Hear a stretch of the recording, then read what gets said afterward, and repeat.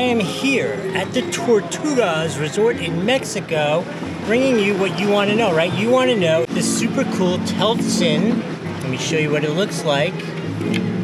Woo, check that out. This dome is specifically designed so that, let me show you how it looks.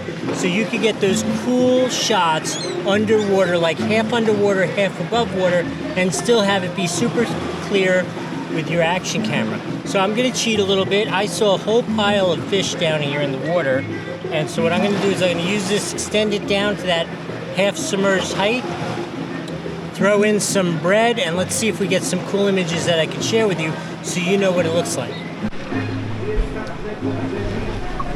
Okay, so I just pulled it out of the water. I'm gonna pause the video.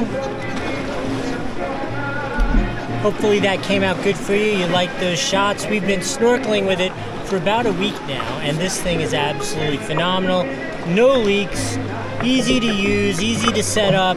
Absolutely a 5 out of 5 on the Doug score. I hope that was helpful.